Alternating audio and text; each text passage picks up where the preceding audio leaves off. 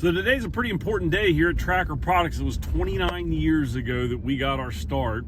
It's hard for me to believe that I've been doing anything for 29 years, but the gray hair would certainly indicate I've been around long enough to run a company for 29 years. But I want to talk to anybody here today that might be entrepreneurial in spirit or dealing with disappointment in business or struggling. Struggle and disappointment is a common theme often in business, and your ability to persevere and stick with it and find ways to overcome might largely indicate the level of success you're going to enjoy over a long period of time. So I want to go back about 30 years ago, a little over 30 years ago, before I got my start, and talk about a very disappointing time that was very foundational to where I'm at today. I'm at Northern Kentucky University going through school, learning to build computers on the side. I'm working with somebody that was building computers and selling them to people. Really enjoying that, so I'm starting to learn technology, and I'm working at Citibank at the time, doing credit card collections. And I knew this wasn't going to be a career, but it was good for the time being. And certainly I had no idea what I was going to do next, so for the time being it was great. And in the summer of '95, they announced a job opening for a Novell network administrator. And I didn't know Novell, but in my mind, I was going to go get that job.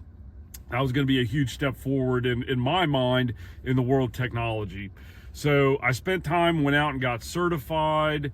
By the time the spring had come around of '96, so not quite 29 years ago, they posted the job. I went for the job. I had no idea that I was not going to get this job. I realized looking back that they were not going to give this job to a 21-year-old person that really had no experience in anything. But in my mind, I was going to get this job.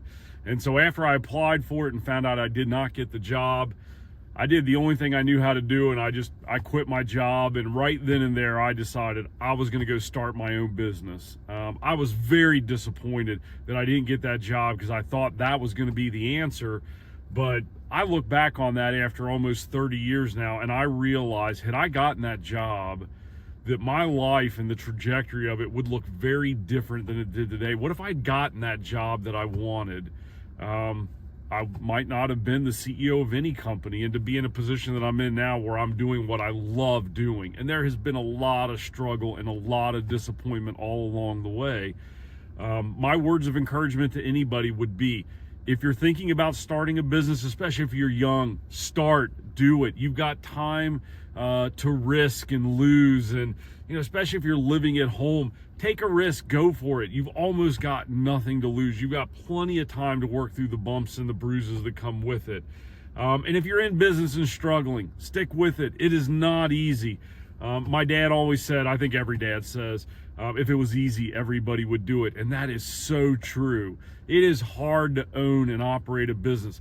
Stick with it. The fruits of that labor, and it may be 30 years. It took us 20 years to actually make money. It was a long time before we were making money. We were struggling. I remember going without paychecks. Stick with it. It is such a good venture if you can stick with it, and very rewarding.